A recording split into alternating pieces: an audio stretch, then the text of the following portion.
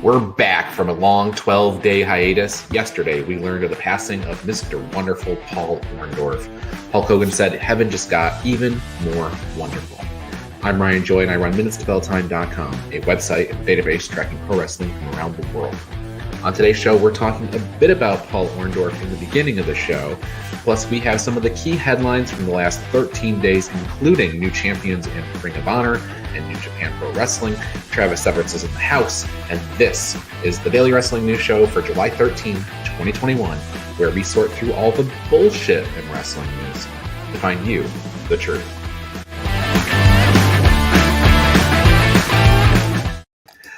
Hey, Travis, we are back after the longest hiatus here, 12 days. It has been a long 12 days of non-Minutes to Bell Time action. It's weird to not talk about wrestling for that long. I'm afraid that today's show is going to go about 14 and a half hours because we haven't talked about any of these promotions, and they're all running live shows now. I'm sure it was a nice palate cleanser for you. Oddly enough, during that 12 days off, wrestling is at such a high pace right now, and with everything coming back and stuff, I think you timed it pretty well.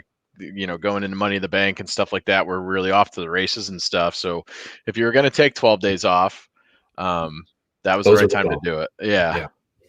Yeah. As you know, just kind of discussed that SmackDown is going to be live this weekend from Houston, and we had the last Thunderdome show last night on Raw. So we are. Yeah, I was watching somebody on Instagram that was showing a video of them doing the crew taking down the Thunderdome and the monitors and stuff like that. And I don't think any of the wrestlers are going to miss it.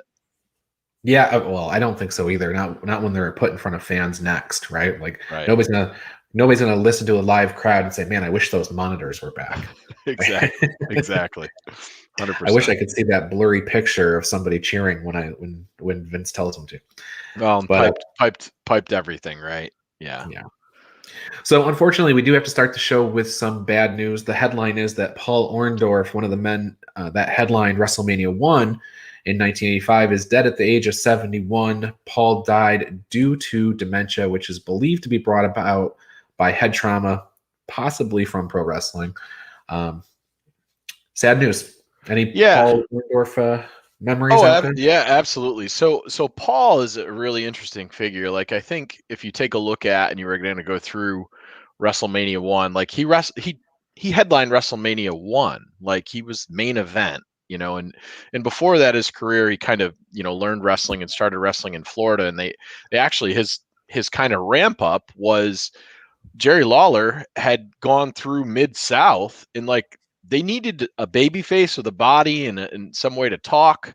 So they kind of hot-shotted him into a program with Lawler, and then he had a lot of different programs there. Ernie Ladd and a couple of the other people that are pretty well known was there. And then eventually, his work with Lawler and stuff caught the attention of, the people up north and stuff. And they kind of brought him in, and, he was on WrestleMania 1. He was in the main event for the first Survivor Series as well. And if you go through and you look at body guys, he was kind of the first actual chiseled body guy. We had some bigger guys, Hercules and Don Morocco and Dino Bravo and stuff. And you always talk about Hulk Hogan's 24-inch pythons, but there was never a time when you looked at Hulk Hogan and you were to compare him to Paul Orndorff and say, wow, Hulk is chiseled. Hulk was big, but he wasn't chiseled, and Paul Orndorff was kind of that guy. And I think the story that kind of follows him around in his career is, in WCW, he was an agent over there, and he got into an altercation with Vader because Vader was, there's a number of different takes on it, but the most accurate take seems to be that they needed to do some interview tapings before a live show for WCW, and Vader wasn't having it. And Paul went in there after Dave Pencer tried to get Vader to come, and after Terry Taylor tried to get him to come, and Paul went in there and had some words with him, and Vader had some unpleasant things to say too. Well, Paul Orndorff had atrophy in his right arm, which caused him to really stop wrestling and stuff like that. So Paul ends up, Vader smashes him into this one area, and Paul kind of goes down and gets back up, and he smashes Leon in the face and puffed his whole face out, and he was bleeding out of his nose and stuff. And Kevin Sullivan said that, he punted him in the face with the famous flip that he had flip-flops on, and he kicked him in the face. And Steve Austin corroborates that story as well, and so does David Penzer, that he had flip flops on and just took it to him. Well, push came to shove. That was the beginning of the end for Leon White. He after that, there was some suspensions that were going to be levied and stuff like that, and Leon, Vader was going to lose 6 months essentially worth of a contract, and he ended up settling.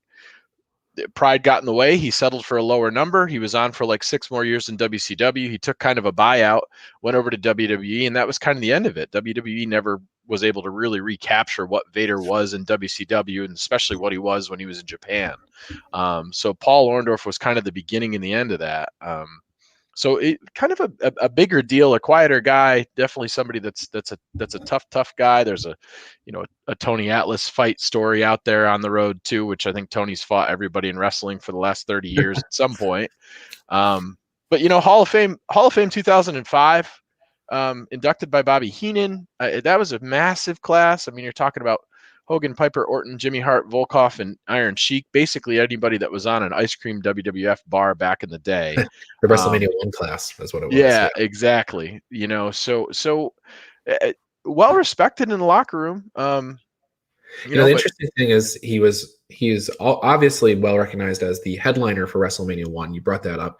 The next year he actually had a match against Hogan at a house show in Toronto that drew 75,000 people. It was called The Big Event. Of course, you got to draw a crowd that big, and you're gonna get something. So that there's a VHS of that you can find out there. And it was on the WWE Network. I'm not sure if it's on Peacock at this point, but probably not. 11-minute match, double count out, but or a disqualification. Hogan won by, but 75,000 people to a house show. That's something. That's something. That is a big spectacle of a number. I mean, he opened WrestleMania 2 too against Don Morocco. Yeah. Opening contest. That was the double count out. Yep. So he wasn't, he was somebody that mattered. And, I think him and Hogan went back and forth a couple of different times at MSG and different things like that. And like, eventually he just ended up with that injury, but he even said in his own interview, like, I was making too much money on the road with Hogan matches and stuff like that. Like, I wasn't going to stop to take care of himself. And ultimately it's what ended up ending his career. He just didn't get the shoulder taken care of and atrophied the arm, and he couldn't lift his arm. And, there's a couple of other wrestlers that have talked about situations similar, Arn Anderson being one of them, and a couple of other, Barry Windham, I think, had some atrophy in one of the arms as well. So yeah, an interesting guy. There's not a lot of bad mouthing that anybody said. He was tough as nails. Nobody wanted to really tussle with him. Yeah, one of those guys that like most people revered, and there aren't a ton of bad stories out there to find. And I looked. Yeah. Josh Johnson chiming in with he's talking about the Coliseum video, big event, and Orndorff, Hogan getting robbed of the title. Of course, he also was mentioning the post. It was actually his son who made the announcement on Instagram that Paul had passed away. So that's how the news broke.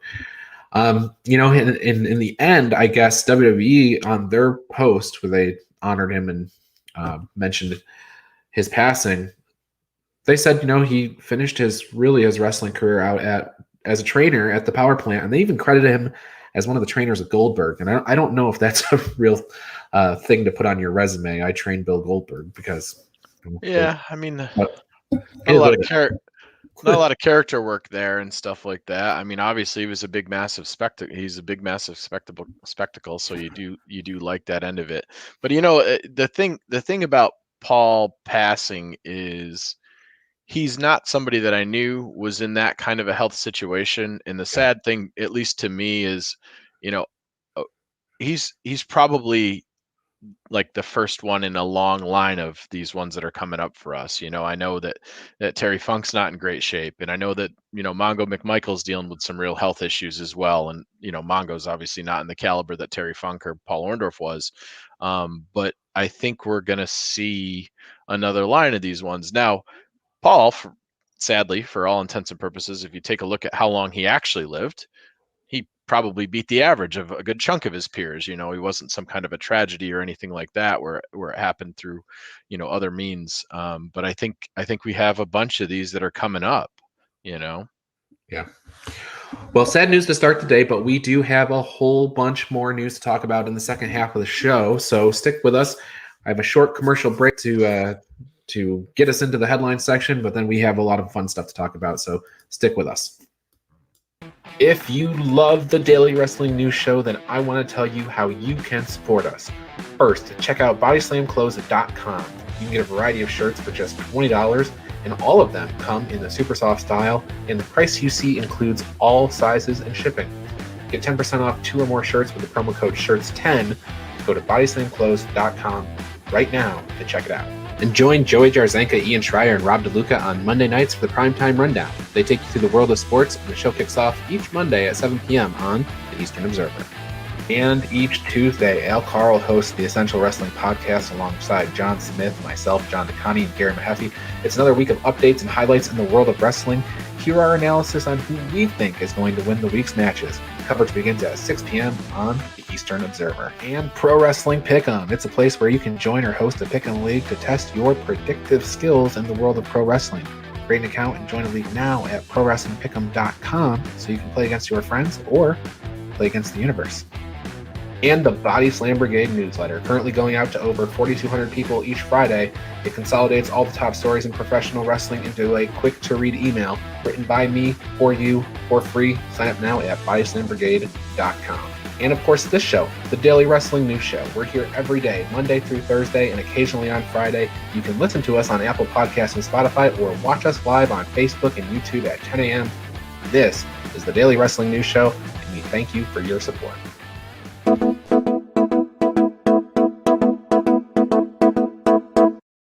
Okay, headlines portion of the show. And when you mess with the bull, you get the horns. At least that's what Bandito got at the beginning of the ROH World Championship main event in Baltimore at Best in the World.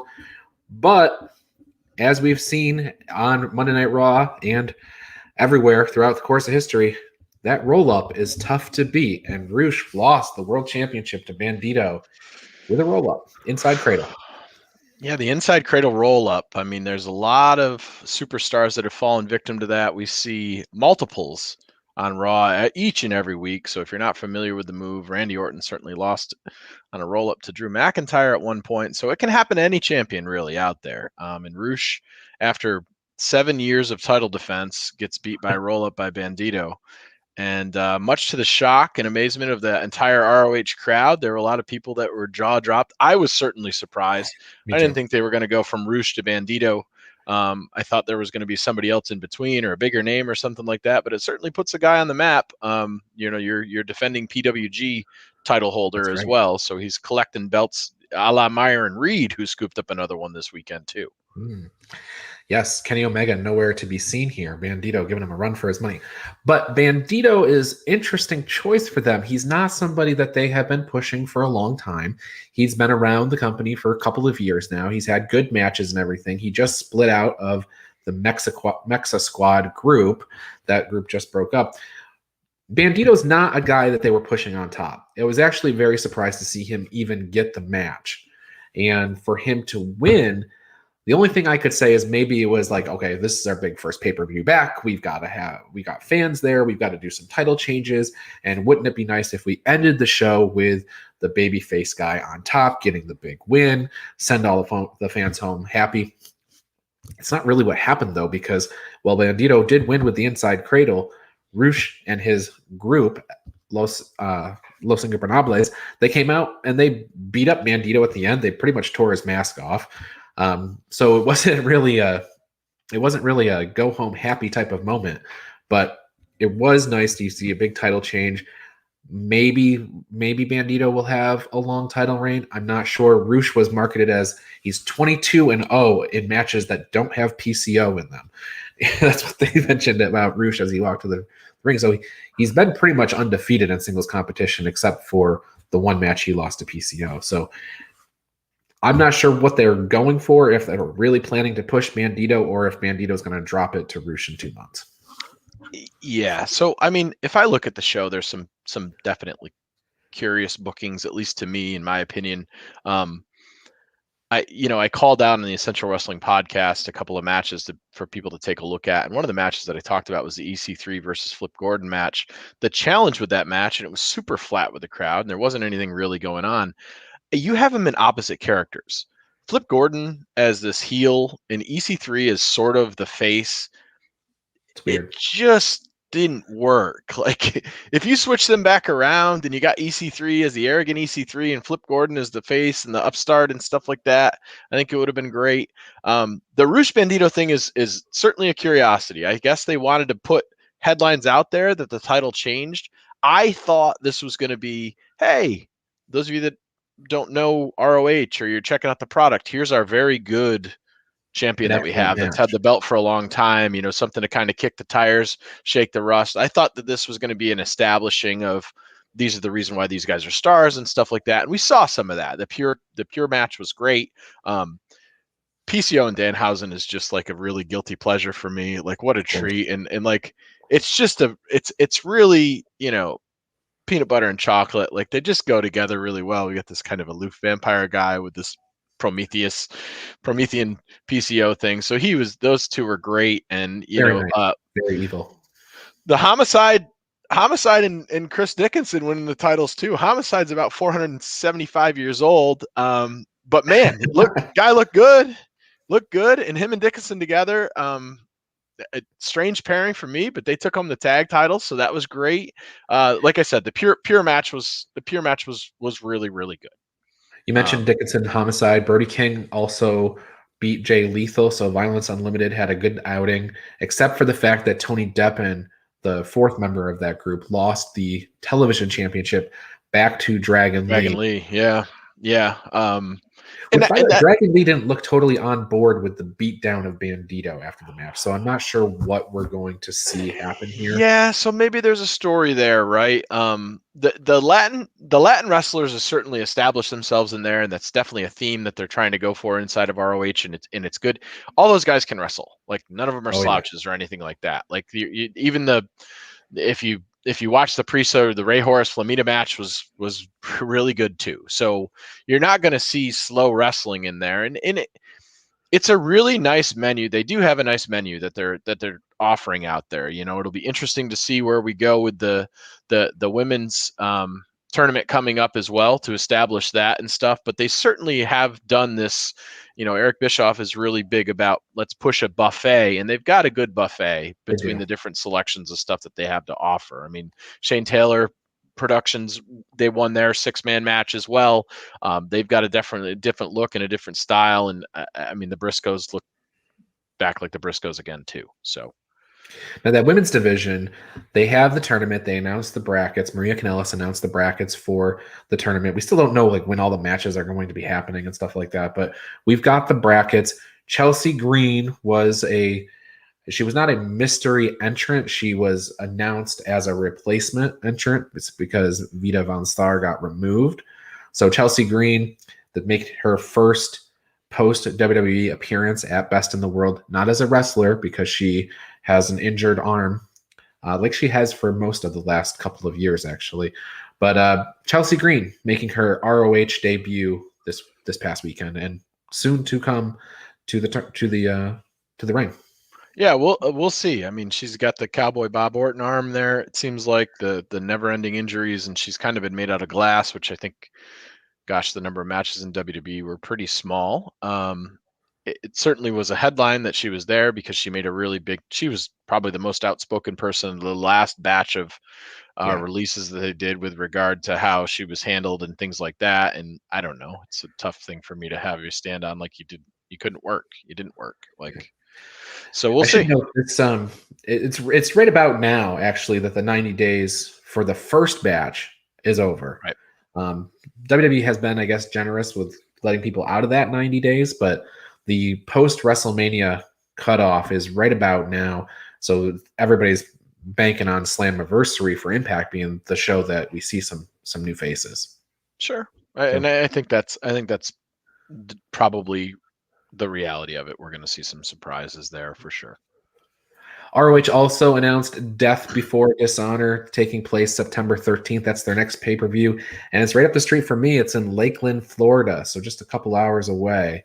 So maybe if you look close, you'll see me in the crowd there. Although I will mention, perhaps some of the reason why the crowd felt a little flat at ROH is because there was the barrier, and then there was about 4 more feet, and then there was a secondary barrier, and then the fans were beyond that. Yep. And it's a big building, and it didn't, I'm sure they didn't draw an enormous crowd. So, that may be some of the reason why it felt a little flat too. Sure. Well, I mentioned in the intro that we have new champions in New Japan Pro Wrestling, and we do. New tag team champions. And they're going to be defending at Wrestle Grand Slam later this month. It's Naito and Sonata. They beat Zack Sabre and Tai Chi over the weekend, I guess. And so they're the new tag team champions, and they've got a defense rematch later this month. Yeah, and they're going to dance and a bunch of one-offs with each other and stuff like that. I don't know. It's Sonata and Naito. They weren't busy, so let's hand them the belts for a little while. Sonata. They're both guys that challenge for the world championship, and right now they have a guy kind of lower sonority in the stable as the world champion right now. So it's, what are we going to do with Sonata and Naito? Are we going to break this group up, or are we going to find something else for them to do at the moment? Yeah, I mean, Sonata's like the least interesting man in the world too. Naito has obviously got a lot more character to him than Sonata does. So we'll see how long this reign is. I don't know. Obviously, I'm a big Gorillas of Destiny mark, so hopefully they just get through this dangerous Techers crap, and then the Gorillas take the belts back for the 500th time. 500th time, yeah.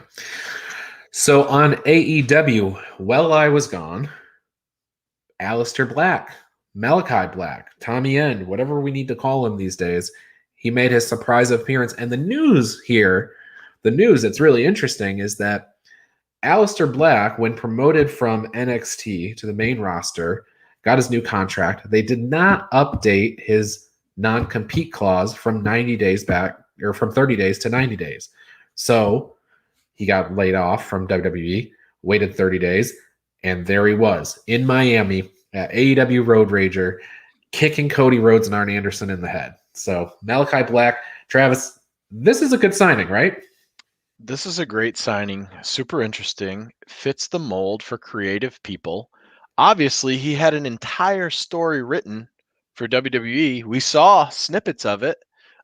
Whether he continues on with that story or changes it to his own liking, because one of the interviews that he talked about was, they kind of, they made me tone down this or they toned down that. Toning down is not the AEW thing. They'll kind of let you run with stuff if you want to do it. I think he is more interesting there because there's just more interesting feuds and there's more interesting matches than he could have before, versus what he was doing in WWE, which he just never.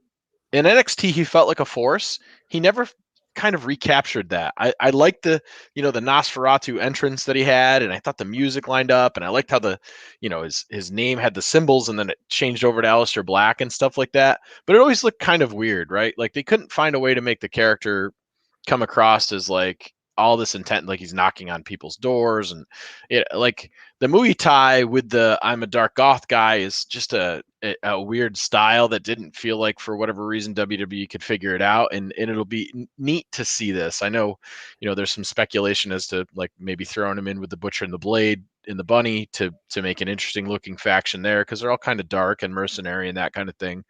I don't know. MJF was everything's all about Cody, but he got kicked in the face, and so did Arn Anderson, and those kicks were legit. So I don't know. I was blown away. I obviously I thought he's on the 90-day non-compete. I bet that doesn't happen again. Well, at least not to their, not when they're not expecting it, right? They are letting some people out, like we saw the Chelsea Green thing and stuff like that. So they're letting some people do it, but certainly don't want to be surprised with it. Yeah, and the other thing too about AEW is the last two. So moving back to Wednesday now, 2 weeks, they've had 860K viewership, give or take. So the numbers have definitely been up. And summertime viewership too is always going to take a hit. So this will be interesting when we move into kind of the the fall and the winter season to see what kind of numbers they're starting to capture, and with them being on the road again and things like that, I think it's going to go up and escalate for sure. So with that happening and with the Raw numbers being the worst that they'd been in, like, I don't know, 12 years or something like that last week. I don't know what the numbers have been this week because they haven't come out yet. I don't know. You get AEW in the close proximity to Raw, and it's going to be serious. I know that they've been having some conversations about Stephanie McMahon getting out with some of their media partners and trying to sort out how they're going to change things. So we'll see. Well, a lot is going to change too. I think it's interesting to look at that, and of course WWE's numbers declining. They do have a lot going for them with going back out on the road, and maybe they'll see a bump there. Plus, they're talking about all the big names being on deck for SummerSlam, so they might get a little bump there too. So they could bump themselves back up to where we're not having this conversation right away. But the main story here is that AEW went away for like a month. They went to Fridays, they went to Saturdays. About half the audience was watching live, and now they're back on Wednesdays, and it's rebounded. It's back to basically 100% of their audience, and they can climb, and they need to get those people that only tune in every once in a while to tune in regularly so that they're over 1 million. Yeah, and I think they're building towards that. Like the Elevation and Dark are kind of coming into their own, and we'll see with the new show coming out too. That should be interesting to see what happens with that as well. So they've got a lot of, at least they're trying out some new stuff here and there. So we'll see what it does in terms of capturing the audience. Yeah, WWE coming back live. I'm positive we're going to see, the Monday Night Raw Legends Night featuring the return of the Fiend and Brock Lesnar and John Cena in a rap battle or something like that. Is on the way, because those numbers are they need to improve. Very poor. They need to improve. Also in AEW news, Brian Pillman and Griff Garrison officially signed with AEW. Brian Pillman's MLW contract expired, so they were able to make that signing. Julia Hart not pictured in the graphic when the Varsity Blondes were announced as being signed, so it looks like they've signed Pillman and Garrison and not Julia Hart. Sign Kylan King. Yes. Another IWGP United States Championship match will occur on Dynamite this week. Karl Anderson is getting a shot. And before everybody kind of writes Karl Anderson off as a singles guy, I did write in the Body Slam Brigade newsletter a little article about him last week, just talking about some of the single stuff that he did in New Japan. He was a 2012 G1 Climax finalist. The way he got there was winning his block final against Hiroshi Tanahashi, and he had to immediately wrestle the next match against Okada, and he lost. So he lost in the finals of the 2012 G1 Climax. Nothing to be ashamed of there. He also competed in the first the tournament to crown the inaugural Never Openweight champion. He lost in the finals of that, but too, he's a founding member of the Bullet Club. So he is well credentialed, and I know we haven't seen him much outside of tag team wrestling lately, but Jon Moxley, Karl Anderson, I'm there for it.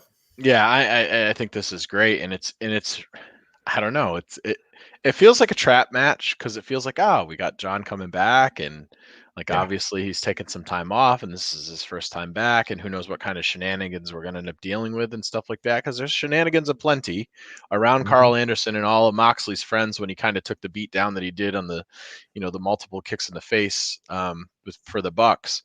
So this is kind of a weird one. I don't know if they would change the belt on AEW TV, but Karl Anderson is an interesting choice. It's also, it keeps John involved with the Kenny Omega story, right? Because the Bullet Club, all that stuff. But on the other side of the coin, we have what appears to be the Hangman Page build for perhaps Chicago. Maybe not. Maybe they're going to find a way to make that go a little longer. Most people had that pegged for a full year because that would be the 1 year anniversary. But now it looks like it's Chicago, all out Labor Day weekend, which would be great because it's also the 2 year anniversary of Hangman Page's, I think, his last World Championship match against Chris Jericho. Yeah, give me some. I've seen Hangman Page wrestle. This will be the third time in Chicago. First time Jericho Hangman. Second time got to see Hangman Omega versus the Bucks, and the best wrestling match I've probably ever witnessed. So it's curious that they decided to blow this thing off, because that whole scenario of tag team was kind of where that initial story was starting to unwind and unfold, and like we were planting the seeds and stuff like that. And very different. Adam Page is in a very different spot than he was when we saw him against Jericho in the title. He had the one good promo and he went into it, and he was probably a little green even with his New Japan work that he had. Interestingly, though, I think he's cooled off since that Revolution match where he was tagging with Omega. So I don't know what they're going to do between now and September, but if this is the September match, I think they need to get Page going again, because he is a fan favorite and everything, but I don't think he's as hot as he once was. Well, so the pop last week when he came out on Dynamite was the biggest of the entire crowd. The crowd was hot for him the whole entire time. You know, his feud with Brian Cage, I think, was good. That was his only loss this year. The challenge that AEW is having right now is it's like the opposite of what we're seeing on the other channels. They have so much talent and so many storylines going on, and they don't try to overexpose people so much. And they'll run them a couple of weeks, and then you won't see them for a couple of weeks, or they'll only be in spots and things like that. Like, they're doing all the right things, but I think you're right. I think we're going to see, like, he's in this kind of weird space, because we all knew he was going to get to Omega, but like, is the build then going to be him going through all of Omega's cronies to get there? Because you do need to heat him up a little bit. And he doesn't have a lot of places that he can go, at least that are obvious to me right now. Right. Now, if they do something, they bring Moxley back and they have a number one contender match between the two of them, and he wins that match, that's a pretty good credential. He's right there. Yeah, right there. That's the match you need, really. Yeah, to go. Something like that. So you need to have him earn it. Yep. Or maybe they heat it. They're sort of teasing us with this now. They have that match and he loses, and it delays it a couple of more months, and they just work more on building him. Not sure what's going to happen, but they're certainly building what it looks like to Chicago. Yeah. All right, I'm going to flip topics over to some WWE stuff, because I want to ask you, Travis, what you thought of the Kevin Nash Broken Skull session. And if you didn't watch that, what about the Lex Luger Icon biography? And if you didn't watch that, what about the Nexus you didn't? Oh, that's right, because WWE advertised them all and then pulled them all. And apparently PW Insider is reporting that all of this was due to growing pains from WWE releasing so many people in the back office and then combining them into, combining their divisions and stuff. So this is growing pains on that, apparently, which is why they advertised and then pulled shows before they debuted on Peacock. So Hit Row is this new faction on NXT. They're great. Oh, I'm really enjoying them. Honestly, how do you 3 things? 3 things in a month. A month. Okay, makes sense. I don't mind them holding Nash until apparently it's going to be after Money in the Bank, which I like. Right. Doing it that way. Pay-per-view weekend. Makes perfect sense to me. I don't mind that. Although I'm a giant Kevin Nash mark, so like I'm really excited to see that. But they made a whole NWO week. It was a NWO week. That's like creating a week-long festival and then pulling the headliner and saying, "We'll come back in a week and we'll do that." Yeah, I mean these kind of things have happened before, but yeah, like that was supposed to be the culmination. This is the big payoff for the NWO week, and not for nothing. Let's be honest. This kind of speaks to they had an NWO week, but like the big blow off they decided to not do because that's really the WCW product thing. Like I'm not surprised that that's the direction that they went. So, but the other two, the Lex Luger Nexus stuff, like I'm less interested about Nexus. Nexus was a time Nexus was happening sort of when I was fading out of wrestling for a little bit. So like I didn't get as invested with them, but the Lex Luger thing's obviously interesting. Yeah, and I think they just haven't decided when they're going to do the Lex Luger thing, and I'm sure at some point there will be a perfect time for them to do it, but I would have thought it was July 4th considering the Lex Express and all that junk, but they'll find a time, I'm sure. Great American Bash, oh yeah, he has a history with that pay-per-view too, Great American Bash, so would have been wise, but didn't happen.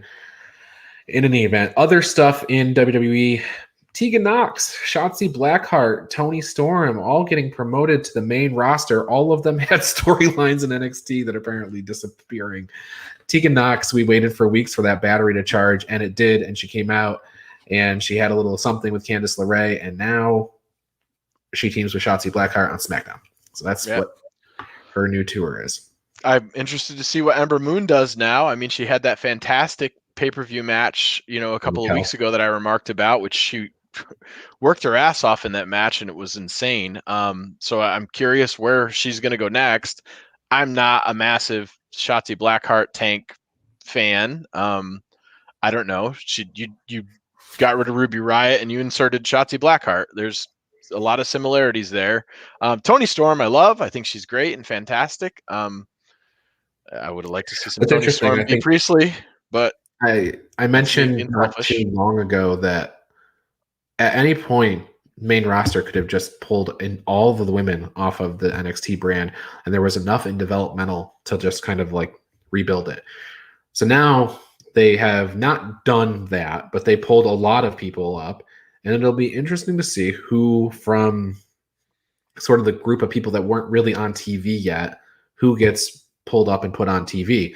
Gigi Dolan, which is formerly known as Priscilla Kelly, she has a match tonight against Sarray, because Sarray was trying to get a match with Toni Storm, but that can't happen now, I guess. So anyway, Gigi Dolan getting her match tonight. So maybe this is kind of the bring her out and, getting her coming out party. She's had a few matches before, but it does feel like in case of emergency break glass thing, like they're putting some fresh faces up and stuff like that. But man, you think they'd have a smoother transition.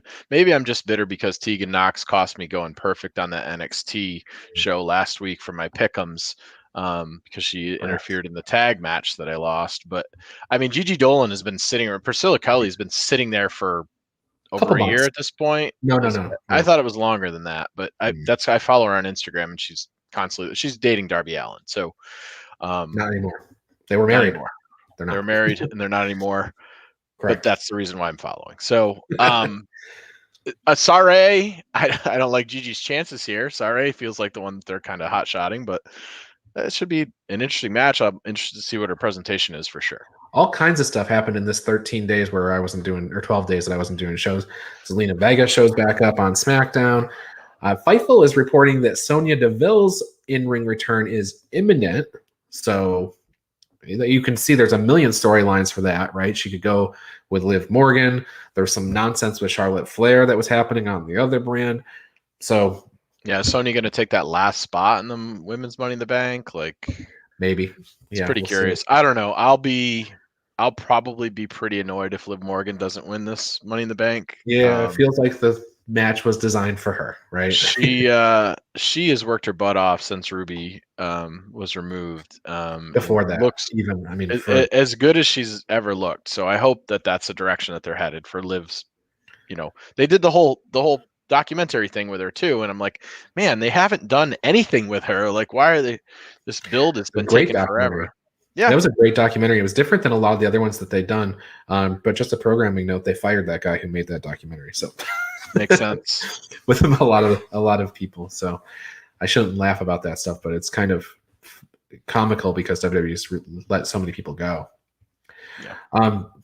Another company that we like to talk about, Travis, MLW, they signed Danny Limelight. And they had their Battle Riot show over the weekend with fans in Philadelphia, the 2300 Arena. I don't have any word on that yet, when that's going to air in terms of if it's going to be on BN Sports, if it's going to be a Fusion show. It won't be on DAZN because that partnership dissolved, I guess. But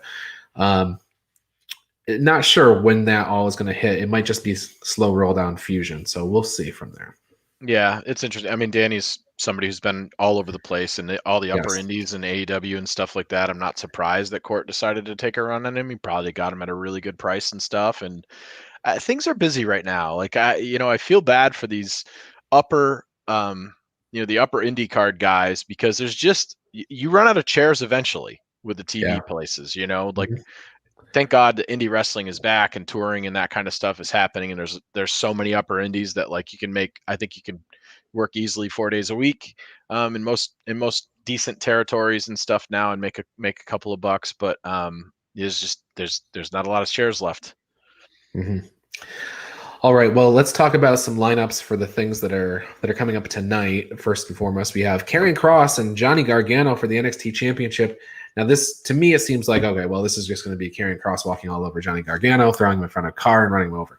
But there's all this talk about Karrion Kross coming up, and he's working these dark matches and stuff. Maybe this is when this happens. So that's tonight. We also have the breakout tournament starting tonight with Ike Manero versus Duke Hudson and Saray versus Gigi Dolan. That's NXT tonight, what's advertised so far. Anything I think Kross drops the title, Austin Theory interferes, and then they move him up to the main roster, and Gargano, super NXT guy, gets to hold the belt for an hour or whatever until they move it to somebody else. Until they decide who's going to take it. Yeah, I don't think Kross retains here. I think they just move on with him because there's no legacy anymore. Like they've shown with the last couple of moves on the women's side of things, like they're gonna move people when they want to, and I think that's coming here. Yeah, at least when a championship of this stature, hopefully they allow him to drop it tonight and then do it, as opposed to him retaining tonight and then having no plan to get it off. Yeah. So, although I gotta say, I really wouldn't mind him defending the title at SummerSlam if that was a thing they wanted to do, but I don't know that it is. Sure, I don't know. The Gold and Black brand doesn't get to get out on the main shows very often. It'd be too bad. Like, Johnny Gargano kind of gets the NXT Lifetime Achievement Award with the belt going on him again and stuff. And, I think there's a good story there. All right, AEW tomorrow night. Darby Allin versus Ethan Page in a coffin match. Matt Hardy versus Christian Cage. Brian Cage versus Ricky Starks for the FTW Championship. Penelope Ford versus Yuka Sakazaki. We hear from the number one ranked Adam Page. Jon Moxley versus Karl Anderson for the US Championship. What are you looking forward to most on the show tomorrow? Hardy Cage. Hardy Cage. Yeah, it might not be the best show, but you're going to see two guys with a long history of wrestling each other lock up for the first time in a long time, and I think they could possibly tear the house down. I would have loved to have been there live just for the nostalgia end of it and stuff. And I think both of these guys still have, a couple of years left in the tank. Cage has looked great, and Hardy's looked great too. They've taken him off the air for a little bit, and they haven't had him in the ring all that much. So hopefully he's been working through. But I mean, it's a pretty stuffed show. Like, I don't have a bad match in that card. I'm interested in all of it. I'm not the biggest Yuka Sakazawa fan, but Penelope Ford has certainly improved her in-ring work consistently every single match that she's come out. So hopefully she can deal with, the tumbling wizard or whatever they call her in that match. But, obviously the Moxley Anderson match, that's going to be nice because it's going to be I'm a New Japan style fan, and that's the style that we're probably going to see here. So the thing about Yuka Sakazaki coming back is she has a victory over Britt Baker. Britt Baker's going to need some, I guess, some face challengers. It's weird that they're doing Nyla versus Britt, but I guess it gets that out of the way. But Britt Baker's going to need some people to wrestle. So I got a feeling Yuka's going over here, and then she'll get her match with Britt to kind of give Britt that win back. So. I think that Britt is moving into face territory. You're just going to... That's fair. You couldn't make her face. So they tried to make her face initially. Her attitude wasn't there for face. Boom, they turn her to heel. Great heel work and stuff like that. Going into the the 3 Pittsburgh shows or the 2 Pittsburgh shows back to back, like, she can't be a heel in her own hometown. So I think we're going to see this Brit, the Brit shift, and it'll be similar to what Jericho did when we were there. And he said, "Just cheer for us." And they were like, "Oh yeah, the Inner Circle is good guys now." And I think the same thing will happen here with Brit. Absolutely. All right, New Japan did announce their lineup for the Tokyo Dome show later this month. I'm going to hold on that. We'll talk about that next week, but the main event is Takagi versus Ibushi, and that's been out there for a long time. So, Travis, anything else in the world of wrestling we need to talk about? We are in the 500th hour of the show. Nope, I think we're good. I think the only thing that I wanted to mention myself, and I know you get to spend some time with him today, congratulations, Al Carl, on his 1-year anniversary with his beautiful wife, Stephanie. The pictures were great. I didn't see a wrestling ring or anything like that, so I was low-key disappointed there. But, man, that lashes on people looked insane. I think the wrestling ring stuff happens, like, after the party, and I don't think it's meant for visual consumption. Fair enough.